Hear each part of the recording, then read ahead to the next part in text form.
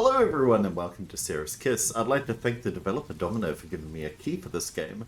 All I know about this game is that it's set in the 1908s in England. We play as this rather lovely gentleman here as he investigates some clues in a town in England. I'm sure we'll find out more as we get into the game. The other thing that I'd like to mention is that this game does have AI art in it, so if you have some reservations about it, maybe hold out on checking it out. But it is only made by a solo developer, and I do understand like using AI in that particular thing, so I'm against the use of AI art myself. But without further ado, let's begin.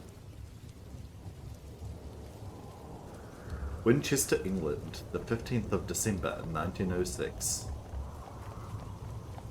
Outside, the snow is an excellent liar. It spreads a white sheet over the world's ugliness. The man's voice trembling over the telephone. Arabella Ravencroft has been murdered. Someone forgot to take out the trash. Someone spilled the milk. Someone has been murdered. Perhaps it's all the same thing. A mess. The kind no amount of snow can hide. And I'm the one with the shovel. Rather brilliant opening so far. The person originally wrote this, the developer originally wrote this as a book. And I think that you can definitely tell that based on the opening sequence right there. Let's talk to Tobias, I guess. We've got on our left here, suspects, victim, evidence, and deductions. We're talking, The door opens. A man stands there, his collar damp with sweat. Tobias, you're the inspector? Been waiting hours, we have. I step inside, letting the snow melt on the carpet. I'm here for the mess. Aye, a proper one that is, boss. Call me Tobias. He doesn't offer to take my coat. He just stares at the mud and water pooling around my booth. She's in the ballroom. We've all been just looking, waiting for a uniform. Looking is fine, Tobias, as long as you don't look with your fingers. He gestures down the hallway. Ballroom's on the right, boss, though there ain't much dancing going on, mind, just silence. I unbutton my coat, feeling the damp shirt sticking to the scar on my ribs. Lead the way. Double left click to run. Oh, okay. Tobias. Where are you going, Tobias? Ooh, hello. There's the woman. A lot of people are around her at the moment. Okay, let's have a look at the body, shall we? We shouldn't stand on it, excuse me. A dead body is the most honest person, the easiest interrogation. Yes. Can we perhaps, I suppose that we should talk to Tobias first. Don't go looking at me, boss. I got no words for this. Me heart's a lead weight, it is. Alright. What's that on this here? Something in her eyes draws me in. I lean closer, expecting her to blink. She only stares. So there's a painting here. Can we have a look at it? Ooh. Okay, so is that the dead lady on the ground? Or is that some other character? He stands next to the body, his fingers obsessively straightening the cuffs on his shirt. I cannot believe she's gone. I take 2 steps closer. He hasn't noticed me yet. Inspector Hartwell, sir. He blinks, slow and heavy. Percival Ravencroft. I was her husband.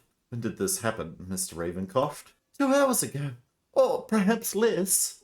I cannot look at her anymore. I need some time. I have a few questions. I just need a moment, Inspector. A moment away from her. He takes a step towards the door.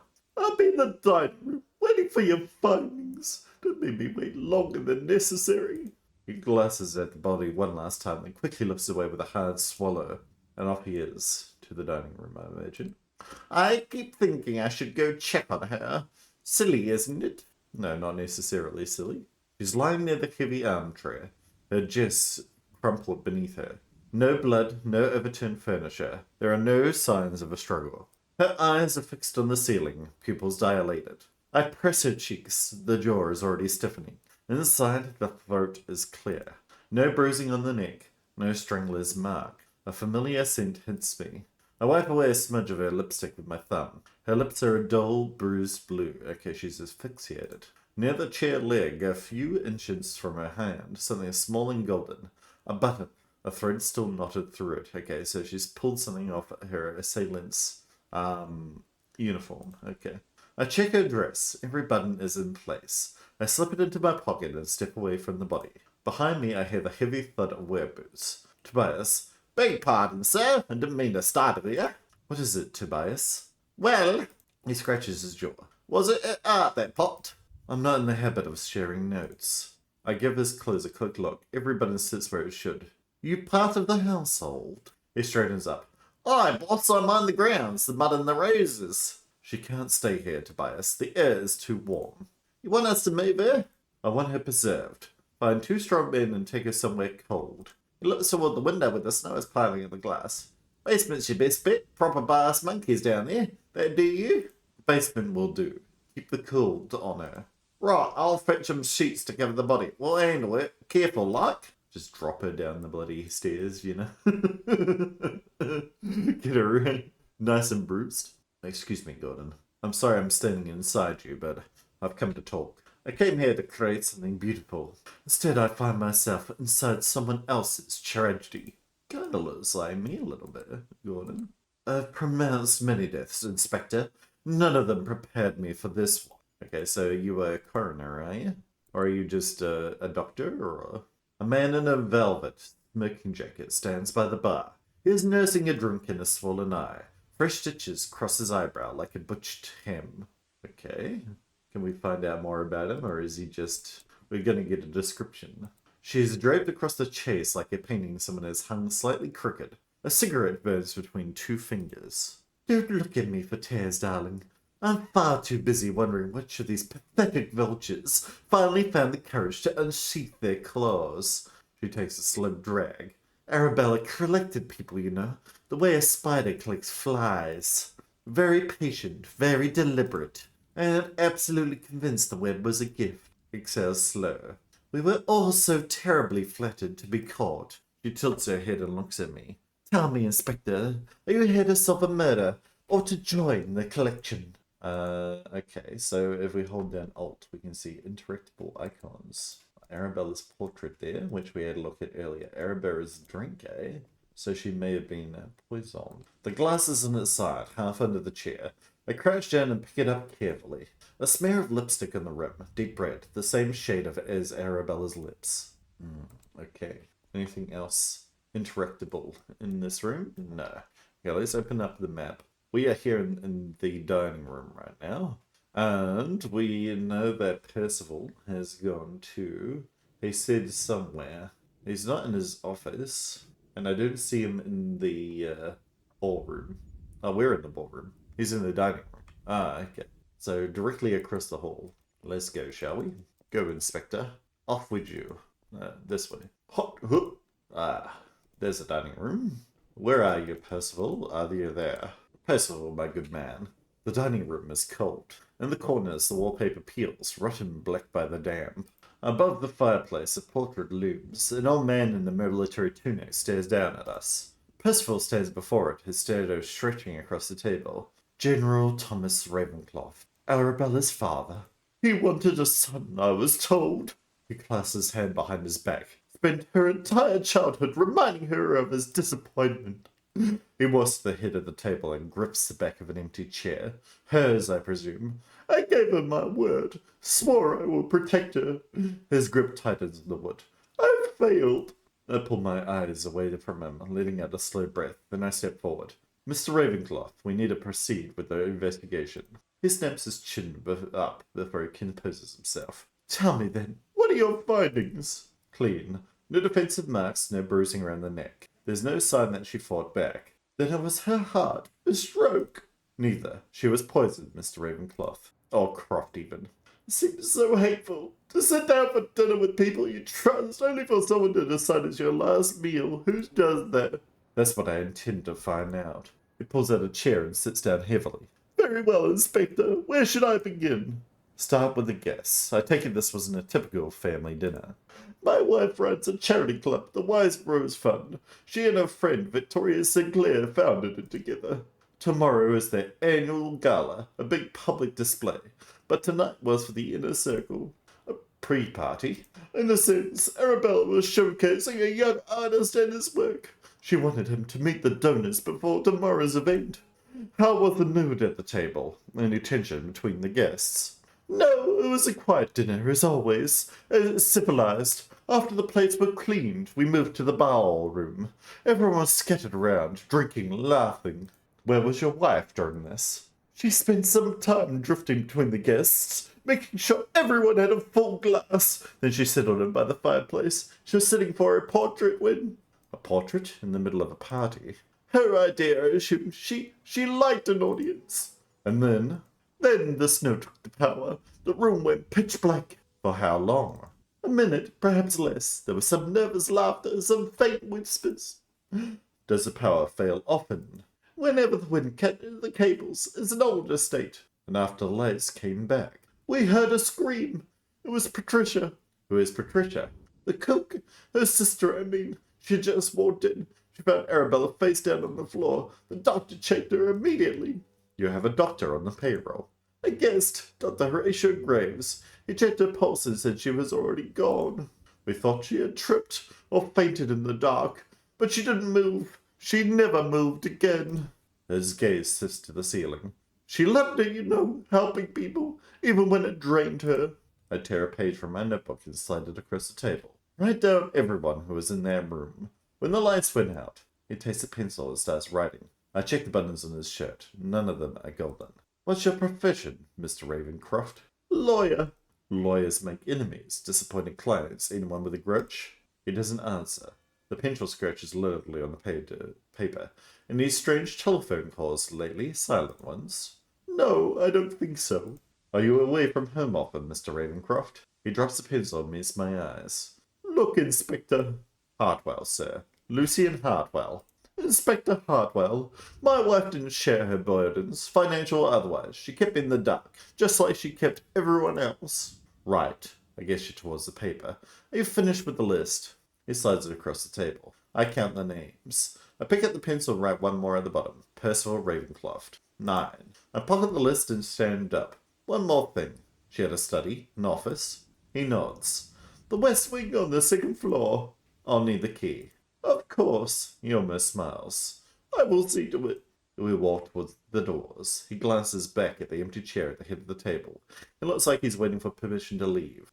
Hoping she's still there to give it. I know that look. It's the reflex that dies last. 11 years later, and I still catch myself checking the other side of the bed. Oh. We can it as well. The space key to return the camera back to you. And this is our people, I guess, as well as our timeline. Oh, I do not like this. This is kind of creepy looking. It's the AI art. If I was to make one suggestion, make it static. I don't like that it breathes. But that's just me. It might be fine for other people. What was it to see items? I thought it was tab, but it's not. Tab brings up that list. I wonder if there's a button for controls.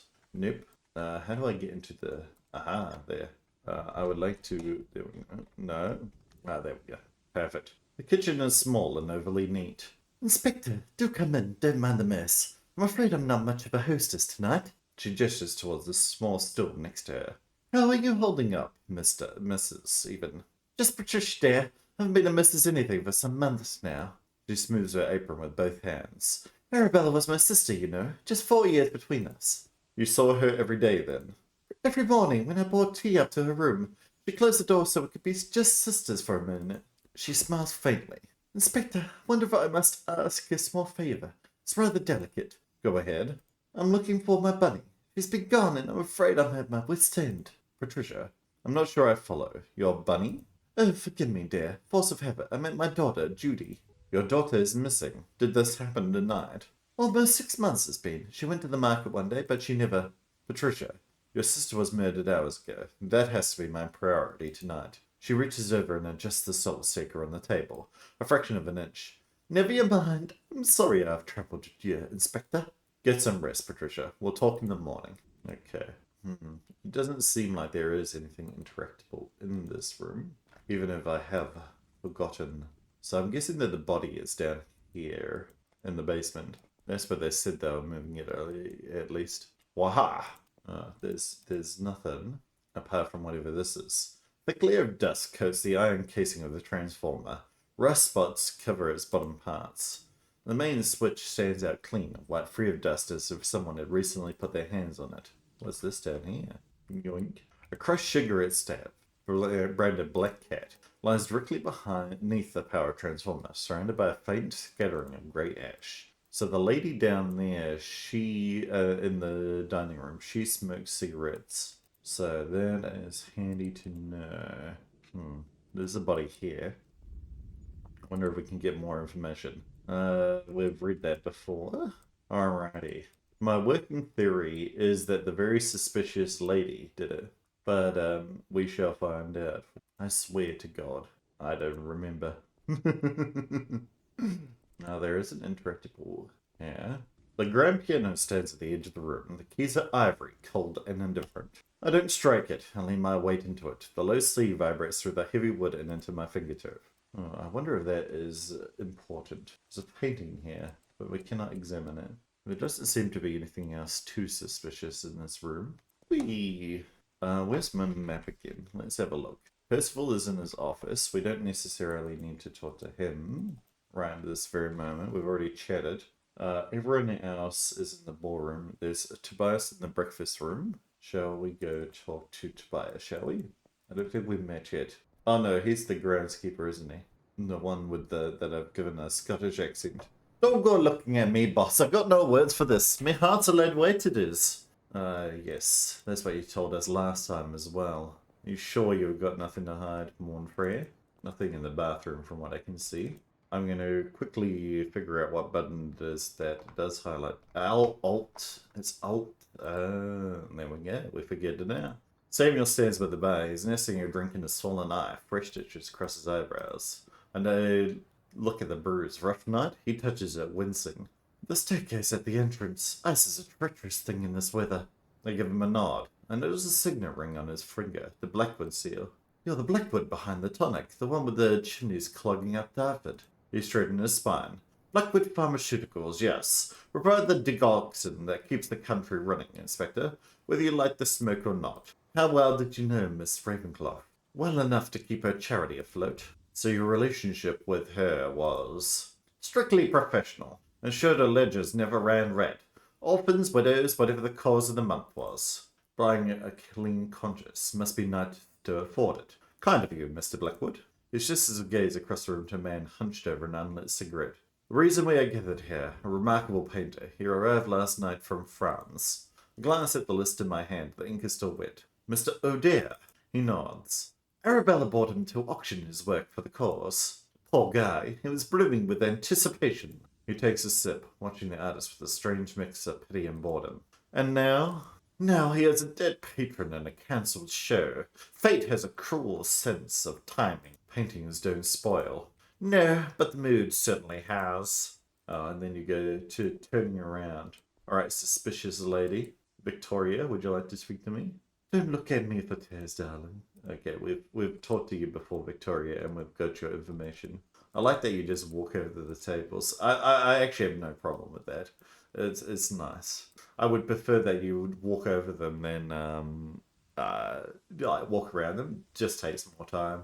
I came here to create something beautiful, and instead I find myself inside someone else's tragedy. That's what you told us last time as well. As to bias, but we haven't altered. So does alting show us anything? It does. There's a record. A record always sits on the plate. Already. I turn the disc with one finger slow. The needle drags along the disc. The sound is low, stretched and wrong. I take my finger away before it becomes a song I know. So he's got some problem with music.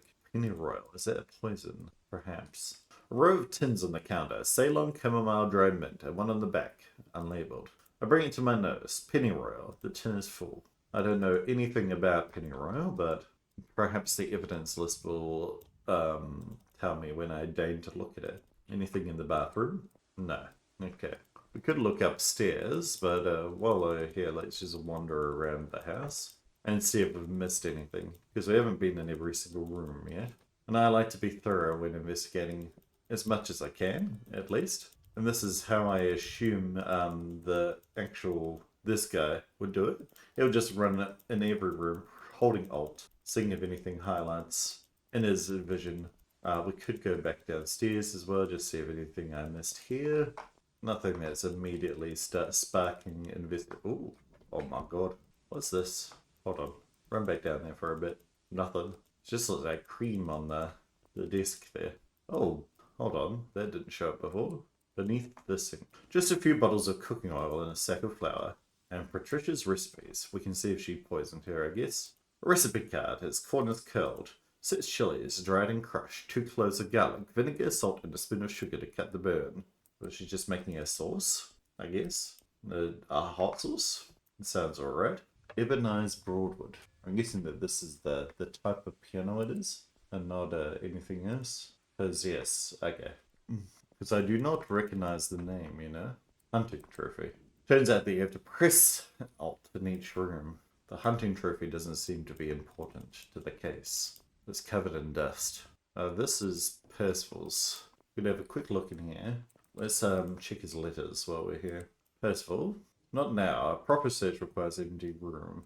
Okay. Can we tell him to leave? Percival? The house is very quiet, is it not? It is a sound I've come to despise. I like to imagine that Percival's always crying. I mean, his wife is just dead, so... we can't even look at anything in this room. But we perhaps could look in this room. Yoink. A girl's photograph. No. A small frame on the nightstand is corners tarnished. A girl in the photograph, unsmiling. On the back, written carefully, I'll never forgive myself, Judy. Rest in peace. That must be the cook's daughter, who we're missing 6 months ago and is probably, and by probably I mean definitely, dead. So there's the interrogation room, the Tobias's room, left to study. Yard. So let's go do those, and then we'll go upstairs and see if we've got anything else. Was this Tobias's room? He's got a groundskeeper's log. Groundskeeper's logs. Notes about the gates, the orchard, and the frost due by the month's end. Last entry is short. Planted the white rose by the west wall, facing the road. She will see it first thing when she's back. So maybe the groundskeeper had a thing for Arabella. And he wanted to surprise her by growing a white rose. Though the frost would probably ruin that idea. Roses do not do well. A penny copybook the kind a school child keeps. Writing inside is enormous, each letter pressed hard. The same lines over and over. My name is Tobias Stanton. Mr. and Mrs. T. Stanton. A dozen attempts at each, the later ones steadier than the first. Okay, so he can't write. On the last used page alone. I can write my own name now, love, but he's trying to learn to write, which is very nice. A piece of paper lies at the bottom of the bin. I pick it up and smooth it. The guest list for yesterday's parties. The names are listed neatly. At the very bottom, a final name is written in a different ink. A thick dark stroke is drawn across it, leaving a deep scar on the paper. Lucian Hartwood, Hampshire Constabulary. Oh, there's us. I fold the list inside into my pocket. So Tobias didn't write that list based on the handwriting from earlier. But who did? Maybe Arabella herself, seeing as Arabella is, one of them. I pulled the invitation list from my coat and land in front of him. He looks at it, then at me. Found it in your bin. Right. My name is on here. Well, it was, until someone put a line through it. Mr. Percival did that. You saw him. I brought the list to him. Your name was already there. He smooths a hand over his moustache. Saw a Hampshire Constabulary and thought, why is he inviting a copper to a dinner like this? What did Percival say? Just crossed her out and told me to get the invitations in the post office. Someone added me to that list, Tobias. Any idea who? No, boss. Name was there when I found it. I nod once and head for the door. Don't know whether I do trust you, kind of, Tobias, because I know that you didn't write the list. So you're definitely not in my list of suspects as to whom invited me. My thoughts are that Arabella invited me for now. But very curious. I cannot go in. Is that because I don't have the key? That would be Gordon's room. Okay. What about this bathroom here? I can. There is something interesting in it. What is it? There. A single white glove lays at the bottom of the laundry basket. It's wet and smudged dark near the fingertips. So a smoker and someone that went outside. Okay. So we definitely got that it's a smoker, judging by 2 pieces of evidence. And I'm guessing I'm just going to recheck Gordon's room just to make sure I wasn't just imagining things. Okay, yeah, we definitely can't get in. Gordon is not letting us in right now. In my map, is there anyone else up here? Sebastian is up here. Let's go have a chat with Sebastian, shall we? And see what they've got to say for themselves. Sebast, why are you looking outside this room? And why are you cooking it? He's young, 20, perhaps more, hair plastered to his forehead with sweat. He's bracing against the door to Arabella's study. You must be her son, Sebastian. Bravo, detective. He turns back and throws his shoulder into the door again. Inspector, if you wouldn't mind. He drives his heel into the lock. The wood shudders. The sound cracks down the corridor like a gunshot. Shave the struggle, lad. It's locked. Do I look blind to you? My hand closes around his arm. I turn him to face me. Keep at it, and I'll wonder why you're so desperate to get inside before I do. He exhales hard, hitting the door one last time. Open palm, not a fist. He gives me a look and slowly walks away. Inspector, he mutters. Okay, so he doesn't want us inside there either. I wonder if doors just mention that they're locked if we highlight over it. This one does not. It does open Samuel's room. So we should check the other... Oh, there's something under Samuel's pillow. I do know there's an upstairs as well. Yet. Ooh, what did that say? Excuse me, detective. Can you figure it out? The bed is made, the sheets flat and untouched, but the pillow is pressed. There's a deep dent at its center. What, can we look at it? The deep dent? The pillow is pressed as a deep dent in its center. Maybe a head shape? It's weird that it wasn't open though. Thank you. A single leather glove. So this is the same glove as we saw earlier in the bathroom. A lone white glove rests on the nightstand. His pair is missing. Well, that is handy. So we can, well, combine testimony items to attempt a deduction, which you can later use on a suspect to accuse them. Alrighty. So we can use this on Victoria, I guess. Okay. Power outage. Okay, perfect. He was trying to get inside Arabella's study. Annoying kid, that's for sure. She found Arabella face down on the floor. Her dead duty has gone missing for 6 months. She also calls her Bunny for some reason. Perhaps she liked bunnies. Okay, we just need to click on them, I see. Owner of Blackwood Pharmaceuticals provides the famous digoxin medicine for heart conditions. Arabella and Victoria founded a charity club, the White Rose Fund. I found a cigarette in the basement right below the power transformer. This brand is Black Cat, so Black Cat and White Rose. Arabella was showcasing Gordon's work. She wanted him to meet the donors before tomorrow's event. Okay. Deductions. We haven't made any deductions yet, but perhaps we will soon. We've got that deduction now we can make about, what's her name right now. We'll get on to that sooner rather than later. Now, I think that the game was just bugged and we can get into Gordon's room. Not that this one is it. The stranger stares back. He moves when I move, but there's a delay, a hesitation. I press my fingers to the glass, aligning them with his. If I shiver it, I wonder which one of us would bleed. I blink, and the stranger is just a reflection again. I turn away. Okay, so the inspector has some problems with himself. Not yet. There's still too much of this house that hasn't been answered. Alright, this is my room. We've got problems with our own self-image. You should see a psychiatrist about that, Montfrey. Okay. Grate is choked with cold cinders. There we go. Apparently my English is not working today. Yoink. A dinner seating plan. Oh, for dinner. Ooh, that'll be handy. Let's take that.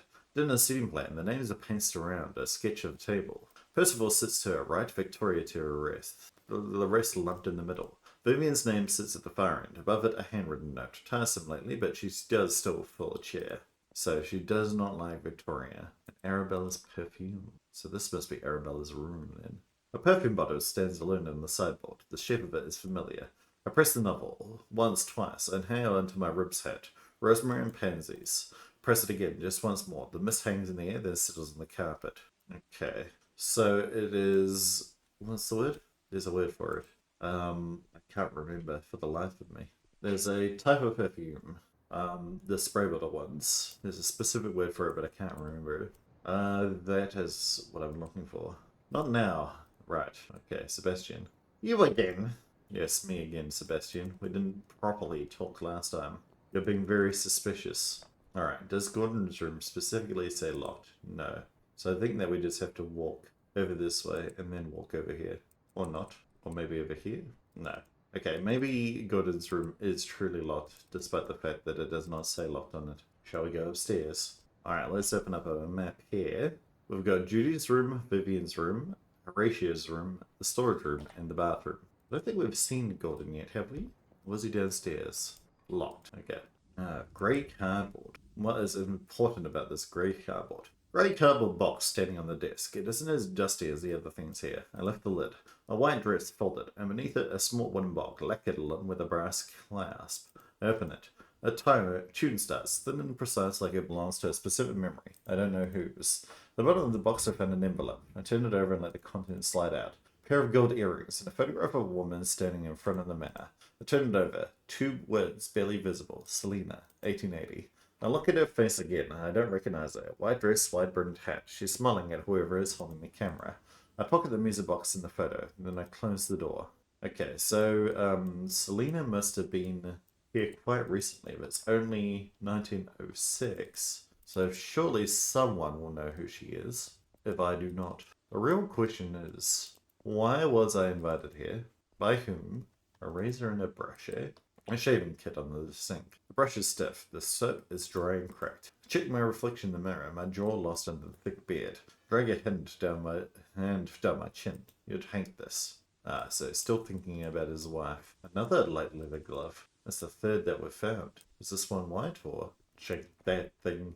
A white powder puff. Powder puff girls? Not now. Oh, she's asleep. Just do it while she's here. Forgive me for not coming down. My body has its own opinions today, and they're rather difficult to argue with. I see. She must have something wrong with her. I wonder if the doctor has examined her. Oh, the glove was down here. Was it? Where did I see it? I'm unsure. We could simply jump into Gordon's room from here. Freshly printed. A freshly printed what, exactly? Yes.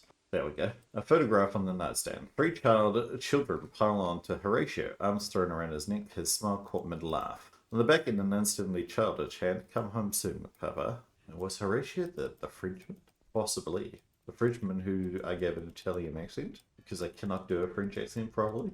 By the way, I am going to Europe soon. Anyone got any recommendations? Check in the comments if you do. I've never been. It's going to be an exciting first time, I'm sure. I'm very excited. It's going to be a long flight, of course, but alright, come on. We're going to get into Gordon's room somewhere or another. No. Alright, I'm going to give up on that for now. We missed a guest, though. We've just got Sebastian on this one. There was no further stairs up here, was there? No, and there was only Thingamajig.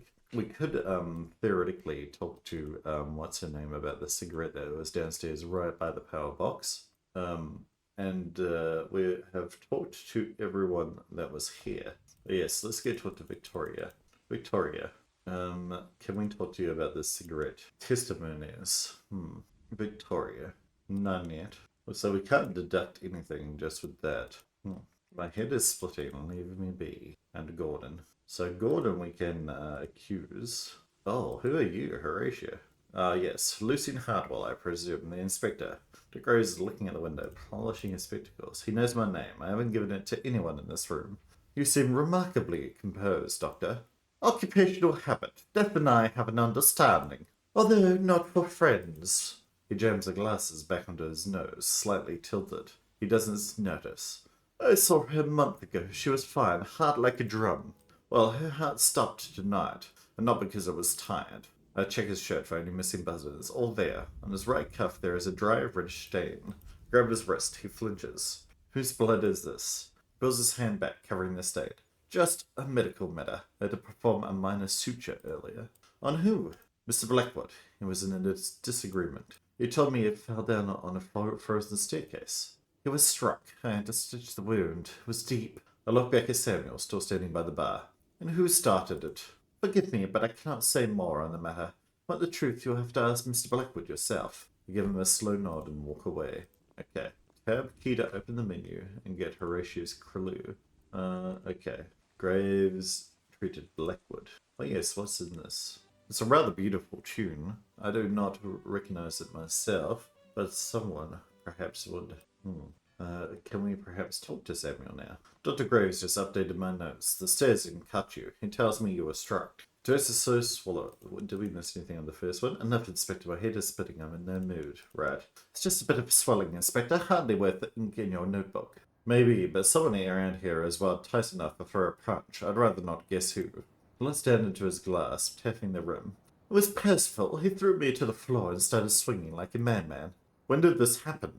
Just moments after we found Arabella on the floor. Why did he hit you? Go and ask him. I don't account for his hysterics. He pushes past me before I respond.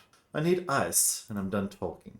Okay, so we can now actually get into the game and put these to duct. And boom. Percival struck Samuel, and Horatio quietly stitched the root. Both kept the cause hidden. And add that to the deductions. Okay. Now we can talk to Percival about it. Now Percival was in his office over here. Or he was, at least. But now that we're in Percival's office and he ain't here, we don't... Oh, this is not his office. It's the groundskeeper's office. His office is over here. Yes, hello. Percival stands by his desk, sorting through a stack of ledgers. Invitation list for last night's dinner. Found it in Tobias's weightless bin. Dropped the crumpled paper into the center of his desk. It unfolded slightly. My name is at the bottom. Someone scratched it out. Glances down without taking it. I remember the paper. Tobias said it was you.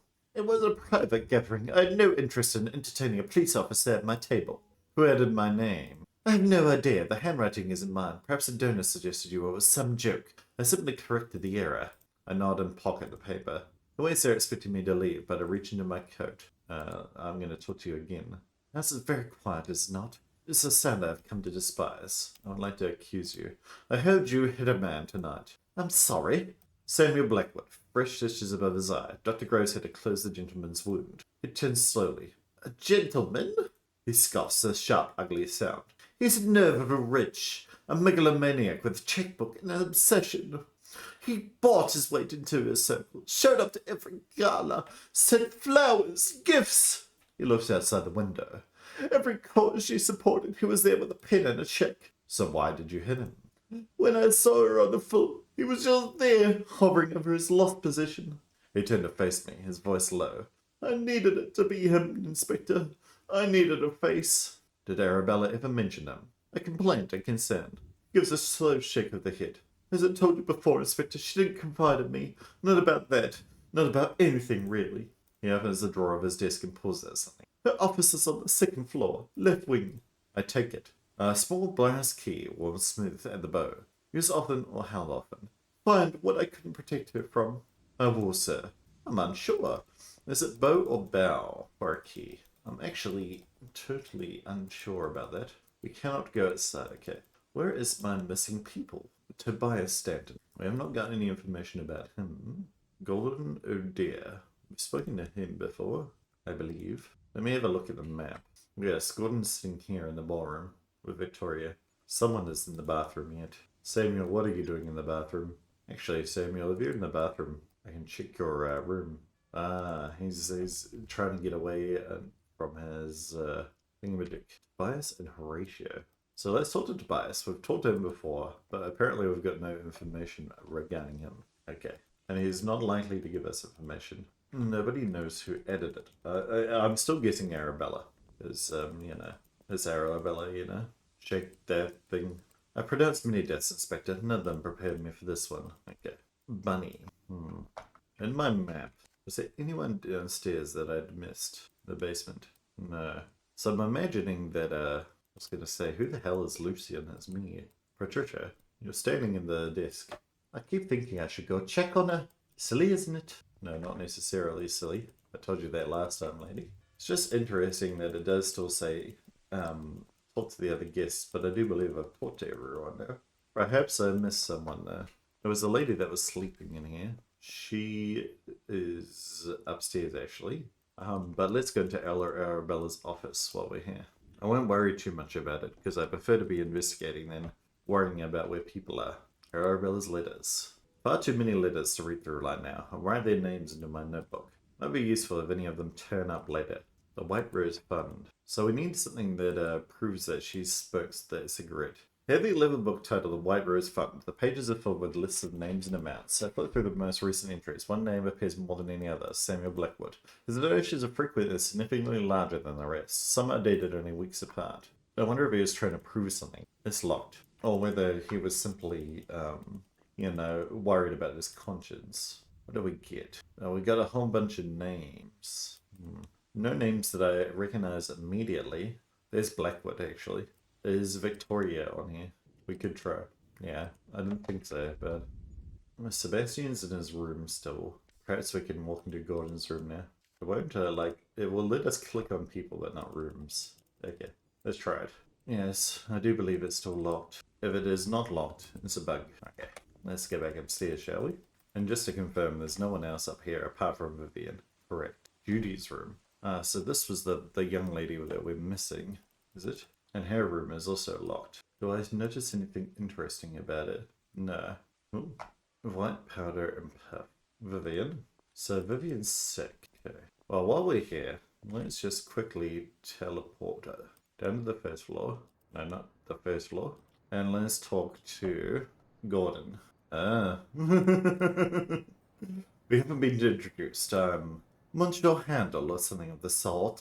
I sit down beside him without a word. After a moment, his foot slows. He opens his eyes and straightens up. Excuse me, Inspector. This entire situation is 10 hours of travel. The roads were absolute punishment, and the moment I arrived, the gala is cancelled, my work on the scene, and now I am trapped inside a murder. Unfortunate timing, Mr. O'Dear. He drops his head and it sails slowly through his nose. How well do you know Mrs. Ravencroft? Well enough. She was supposed to auction my pieces at the gala tomorrow for the charity. Was tonight the first time you met in person? None. She visited my studio in Paris a year ago. She liked that I didn't paint over the ugly details, said most people are too polite for that. And the other guests? Strangers. I arrived this evening. I was handed a glass of wine before I even removed my coat. He rubs his face with both hands. Inspector, there's one matter, foolish perhaps given the circumstances. He hesitates, waiting whether to continue. I gave Mrs. Ravencroft a collier to wear for her sitting, a unique piece, and I would like to have it back. Is it yours? It is. Every portrait I paint the subject wears it. It is my personal signature. I'll see what I can do, Mr. O'Dear. Mercy, Inspector. Now if you'll excuse me. He nods once, stands, and walks towards the door. Maybe he is going to his room now. Perhaps we can finally go inside. I don't know why I'm so obsessed with Gordon's room, but I am. Now that I cannot go into it, I want to know why, and how, and where. Not that he is currently there at the moment. He's somewhere else. He's right here. Right by the statue. Wonder whether he's got anything to say about it. I came here to collect something beautiful. Right. I will grab your necklace for you. But in return, I want information. Sources of the like. You've got what I need, Gordon. Now, give it to me. I lean against the wall, looking at the bottom of the stairs. I reach into my coat and pull out the cigarette case. 3 left. I take one, strike a match, and wait. Then it comes again, the same sound. Start capturing the steps in front of me. 1, 2, 3. 20 steps to the bottom. Should take around 10 seconds to walk it. Drop the stud and press it into my heel, harder than necessary. Then I walk downstairs. Arabella's body is laid out on a wide table. Percival sits beside her, head down, his shoulders caved in. He hasn't heard me come. I knock twice in the wall frame. He looks up, wiping his face quickly. Mr. Ravencroft, I think we should leave this for tomorrow. The guests are exhausted. He doesn't move for a moment. Then he stands slowly. Very well. He leans over Arabella's body and smooths her hair, gently, as if he wouldn't want to wake her up. I look away. I'll speak to the staff about their arrangements. He walks past me without another word.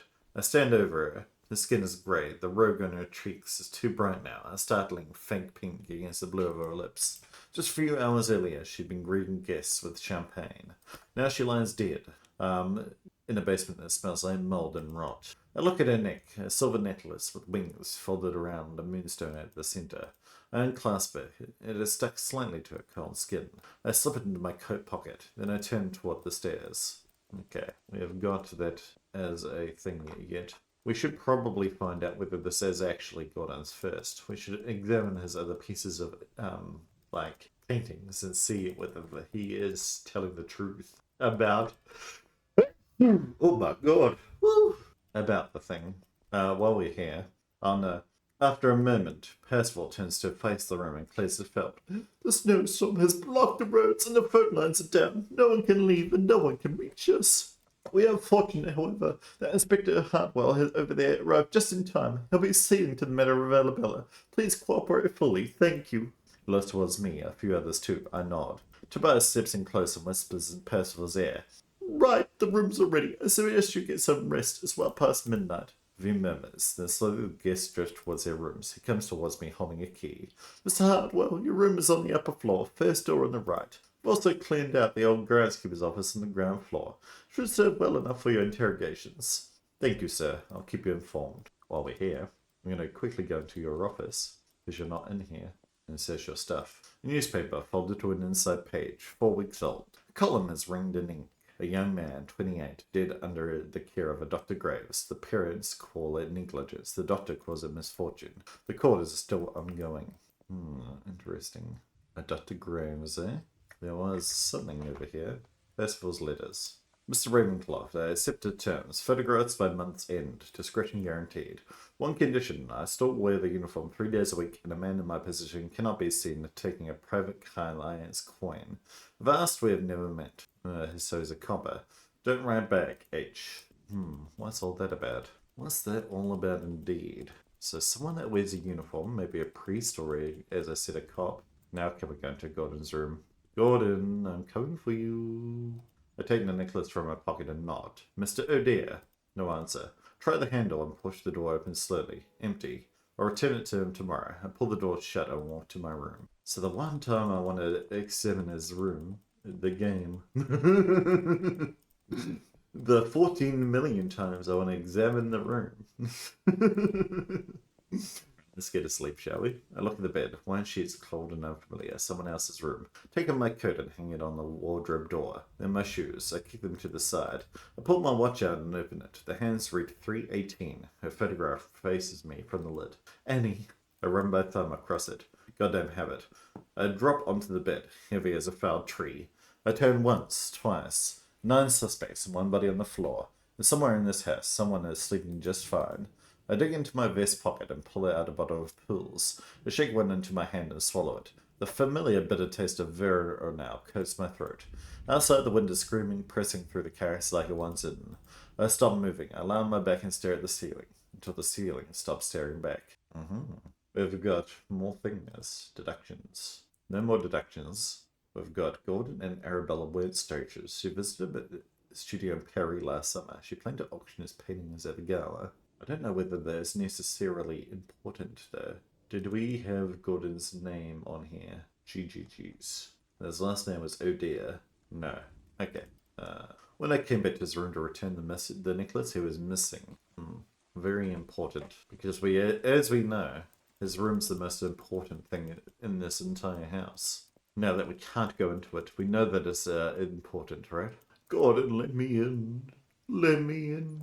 Oh, look, we're in. Alright, Gordon, tell me everything that you know. Not now. He's here, Gordon.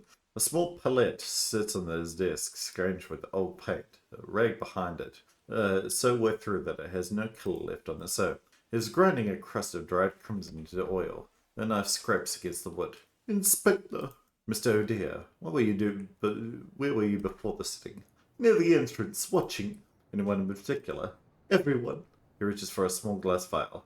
I take it the portrait was your idea. Hers. She wanted the guests to see my process firsthand. Were you painting her when the lights went out? I was. She had finally stopped thinking about whatever she was troubling her, and I was making progress. And when the lights came back, we were all disorientated. There was sawyer on the floor. The old lady screamed, and the doctor rushed to check Arabella. How did she seem to you during the portrait? Unsettled, though she was hiding it. What gave her away? The jaw, just here. He touched his own face, below the ear. People think the eyes are where you read a person. They are wrong. You read faces, then? He tapped a small amount of pigment on the palette. I paint them. It's the same thing, done more slowly. Did anyone approach her during the sitting? A man came in briefly. They spoke quietly. I didn't hear their words. Did you recognize them? Yes, they're a wealthy man. Mr. Blackwood. If you say so, I hadn't bothered with the name. He wears the colour slowly, tilting the knife to catch the light. How long did they speak? Less than a minute. When he left, her face had changed. I lost another 10 minutes waiting for a jaw to unknot. He holds a nice still. You do that too, incidentally. Do what? Arrange your face between questions. A drop of oil hangs from the knife tip. Like there's only one answer you actually care about. The skin around my ribs pulls tight. Mr. O'Dare, last night I came to return your necklace. You weren't here. I was, yes. I knocked several times. He sets the pallet down and picks at the rag. I sleep heavily after I travel. You went to sleep, Mr. O'Dare. I entered the room. It was empty, the bed untouched. A bold use of your authority. A woman had just been murdered. I was concerned for the guests. He scrubbed a stain of paint from his wrist and then tosses the rag aside. So, where were you? The bathroom. I found a hot bath, helps my settle after a day of work. Not that you would understand the strain. He smiles. A pity you weren't concerned enough to check there as well. He picks up a cream brush and turns back to the easel. Now, work to finish while the light holds. I trust you can find your own way out. Look around the room at the stacked canvases and the oil sketches lining the wall. Your talent is considerable, Mr. O'Dare, on the canvas at least. Yes, why did you lie to me, Mr. O'Dare? Why lie? When angels deserve to cry. Something. Alright. Okay, there's no evidence that you had a bath, Mr. O'Dare. I blame you entirely for this murder. You're coming with me. Right now. You lied to an officer? And in my book, that's a crime. Yellow? Let me in, Samuel. Let me in. Sharp reek of iodine hits me as soon as I step inside. The shelves are dense with bottles, powder packets, and small vials. Many of the labels have been peeled off, leaving sticky rectangles on the glass. Sebastian is at his desk. A round glass but sits over a spirit lamp. Inside, a dark liquid thickens and pops. Sebastian. I'm in the middle of something. I pull the notebook from my coat. Were you at dinner last night? Briefly. How briefly? Long enough for my mother to see that I came, and long enough for everyone else to think they had a right to my time. You sound annoyed. I went down for a drink. Miss Blackwood wouldn't let me get past the door without pushing a job on me. The doctor started asking 1,000 questions about chemistry. Are you and Dr. Graves close? Hardly. He doesn't visit often. They're just a flame a fraction lower. Last time I saw him here was 2 weeks ago. He was coming out of Tobias's room. You know why? No idea. I only went down last night because my mother insisted. She knows I hate these events, but she made me go anyway. The skin under his eye is dark, his glassy. He reaches for a vial. The cuff from his left wrist slits back. The skin there is raw, sketched open in places. Where were you drawing the blackout? Up here. Doing what? This. Gestures at the glass without looking at it. No need to stop when the lights go out, Inspector. Get a lamp. What are you working on? Formulas, isolating compounds. Nothing that will interest you. Try me. A short breath through the nose. No. Are you studying it or just dabbling? I'm at the University College in Southampton. Which year? Final. 3 months left. I look at the shelves again. The peeled labels. The dust on everything except the desk. An impressive collection. They must be quite an expense for a student. I buy what I need. My father doesn't care for the receipts as long as I stay out of his sight. I brush a slow line along the shelf with my finger. I'll take it the housemaids haven't been in here to tidy for some time. I don't like housemaids touching my things. They're clumsy and poor at their job. I assume that's why they were dismissed early last night. Before dinner, who gave that order? Gives a twitch of a shrug. One of our parents swept them away. I noted down. Did you speak to your mother last night? The liquid in the glass gets thick, almost syrupy. She was painted. I didn't want to interrupt her. That's not what I asked. No, I didn't speak to her. He reaches for a cloth and wiped his hand. We're done, Inspector. Close the notebook. For now. I pull the door shut behind me. The iodine stays in my throat halfway down the corridor. Wow. We're not out yet, are we? Percival. Percival, I am coming in, and you cannot stop me. Percival? The house is very quiet, is it not? It is a sound I've come to despise. Oh, you're right. Well, we can't talk to you yet, Percival. Note that down, everyone. We cannot talk to Percival right now. We need to talk to him later, most likely. Got a lot of information all of a sudden. I wonder if we got anything that I think. Samuel's drink. Samuel approached and gave her a drink. Why? Sebastian notes that the housemates were absent during last night's dinner. He assumed either of his parents dismissed him. And Gordon and Arabella weren't strangers, but was not on his list of people. Vivian is still in her rooms, lying down. I wonder if she's... I don't know how old she is. I suppose that we can have a look at her portrait. She might be going through menopause. She's arranged herself carefully against the pillows. Her hair is pinned with effort, not loosely. Miss Prescott. She smiles weakly, her voice thin. You're very kind to visit, Inspector. I pull up a chair and open my notebook. It's not a visit, but I'll be brief as I can. Of course, ask whatever you need. You are a guest of the house, I take it, a friend of Mrs. Ravencroft? Cousin, I grew up nearby, but I spent more time here than at my own family's table. Were you close? She was all that I had left. When my parents died, I couldn't bear the sight of Winchester any more. I took a train to Liverpool and never looked back. She administered the blanket with one hand. I count the buttons on her dress out of habit, or present. She used to write every fortnight, even when she was busy, and when I lacked the strength, I wired back. I see, and you came back recently. 3 days ago for the gala. Arabella insisted. She looked towards the window. She said the country air would do me good. My doctors have been doing what they can, but okay, she's got some other sickness. She touches her tears briefly. One learns to make one's peace. When did you last speak with her? At dinner. We sat together for a while. A faint smile. She looked well, better than I had seen her in some time. And then the evening happened. The smile fades. Yes, the evening happened. Did you notice anyone behaving oddly? She thinks about it for a moment. I noticed Percival sleeping with Tobias, and then Tobias left, escorting the servants outside toward their house. I remember thinking the timing was odd, because dinner was still being served. Exactly. You'd expect the staff to remain until the guests had retired. She shakes her head slightly.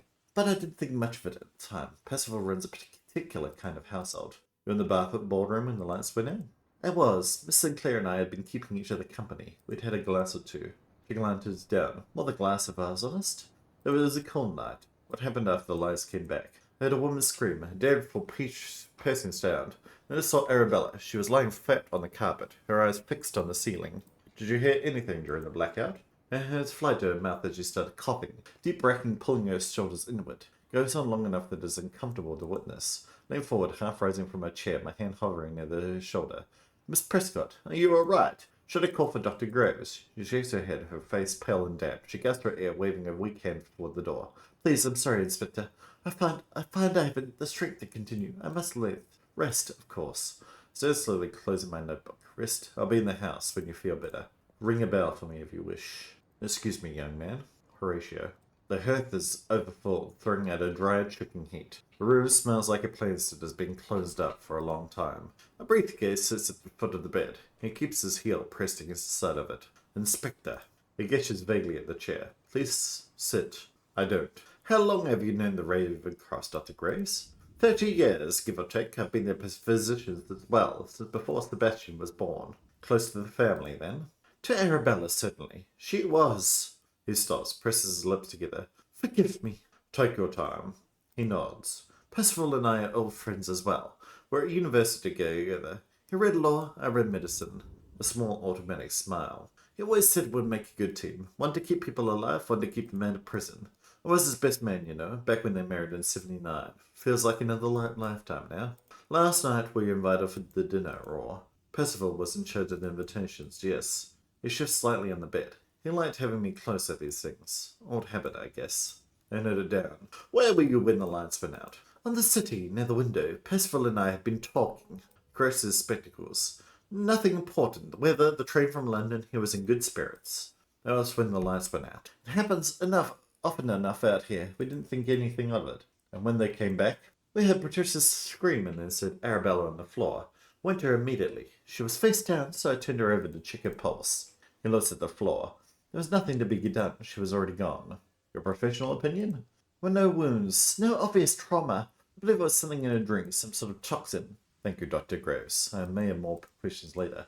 Of course. He stands quickly. Whatever I can do to help. Anything at all.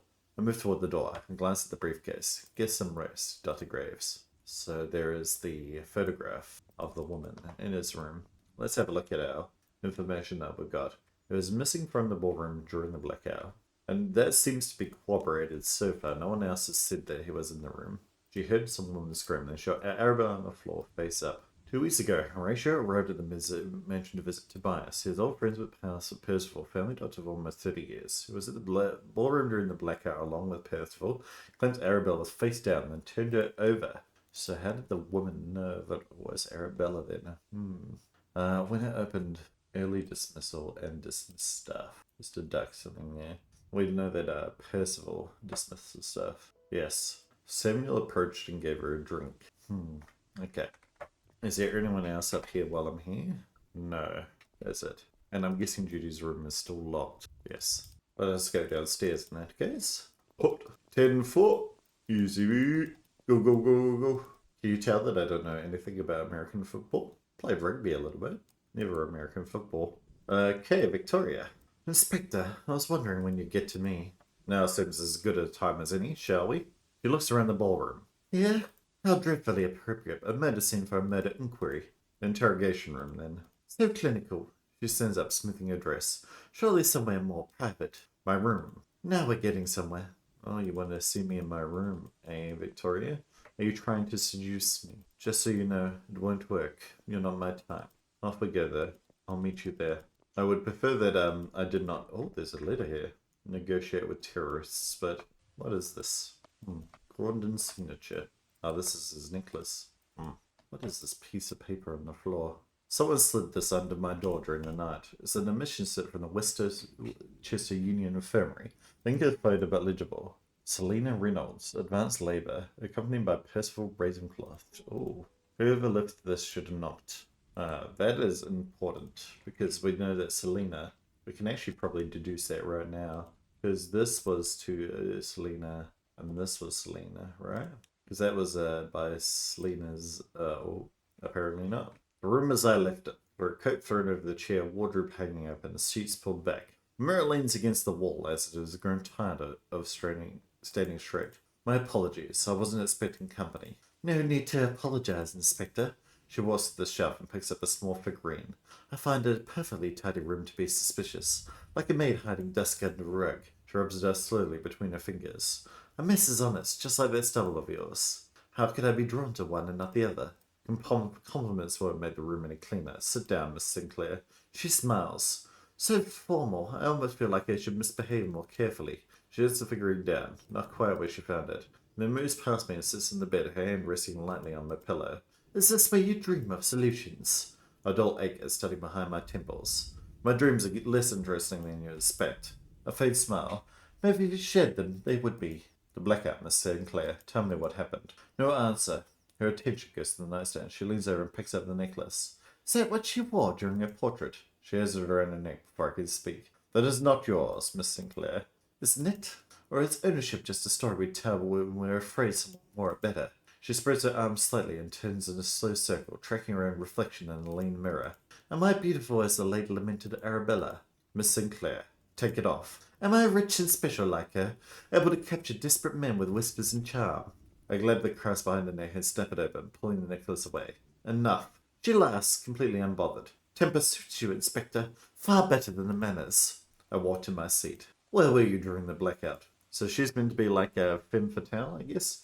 She turns and crosses the room and is stopping next to the fireplace. I like her. She's a good character. In fact, all the characters so far have been good. They've been interesting. Who's my favourite? Probably the chemist. Fine, Inspector. Let's talk about blackouts then. She pulls a cigarette case from her bag, lights one, and blows a cloud of smoke right at me. I was on the couch, east wall, alone. Shall we do this? And, oh no. So we did get information about Victoria. People came and went. She places the silver case on the mantel. Went me through the evening. What happened earlier? I was with Vivian at the time. The bottle ran dry, so I went to the bar and picked up a bottle myself. That's when I saw Sebastian. He was cornered by Dr. Grace near the grand piano. Cornered. Were they arguing? She shakes her head and blows a cloud of smoke toward the ceiling. It looked more like a lecture. I caught snippets of Horatio droning on about chemical compounds, something technical that I couldn't be bothered to follow. Sebastian looked like he wanted to bolt. Eventually he did. He broke away from the doctor and headed for the exit, looking hurried. He didn't say a word to anyone else, just disappeared on the second floor. When I returned to my seat, Vivian wasn't there. A smoke break, perhaps, or... Good heavens, no. Vivian has lung cancer, Inspector. The woman can barely manage a deep breath, let alone a cigarette. I assume she went outside to get some fresh air. What about Mrs. Ravencroft? She was sitting for her portrait by the fireplace. Did you notice anything unusual? She goes quiet for a moment. A man bought her a drink, 10 minutes before maybe, came from the left side of the room and handed it to her. Who was he? He kept his back to me the entire time, and the glow from the logs turned him into a silhouette. Between the glare and the gin, I couldn't say who it was. She sucks the smoke deep into her lungs, her chest rising. She holds it for a second too long, as if she needs the burn to linger. So that was Samuel, right? Those two? Bang! Oh-ho! I recognize man who gave Arabella a drink during her city was Samuel. Was there a Selena Reynolds in Arabella's correspondence? Let me have a look. No. Okay. She drank it. She didn't even look at him. Oh, yes, we did read that. That's the part I keep thinking about. You and Mr. Ravencroft, how close were you? We're necessary to each other. She taps the ash. That's the most precise way I can put it. Because of the charity work. We built it from nothing, but Arabella had the gift. She looks up. She used to sit across a man at dinner, let him talk about himself for 40 minutes, and by the end of it, he'd write a very generous check and called it his own idea. Effortless. The cigarette cherry glows bright as she pulls. I was there only to make the room look balanced. And now you're the sole owner of the charity.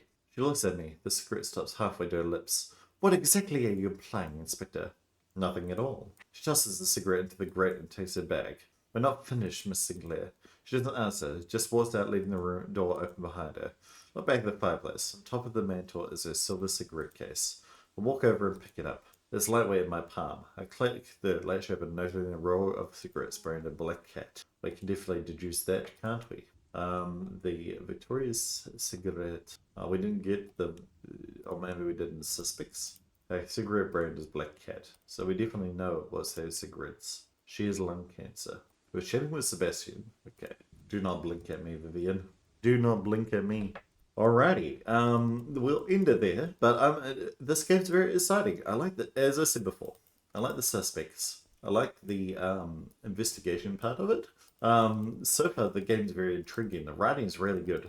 As I said before, like the person that was making this originally made it as like a book. So wrote it as a book and then decided to make it into a game. It's a solo project, so I'm not too mad about the AI business, but I would change this breathing. It's very creepy. But especially with the dead person, you know? She's dead. But anyway, those are my thoughts. I will continue playing it. I'm looking forward to playing it more. As I said before, if you enjoy the game, feel free to support the developer on Steam. Last time I looked, the game was roughly around about $9 Australian, so well worth it. And if you've enjoyed, make sure to like, comment, or subscribe.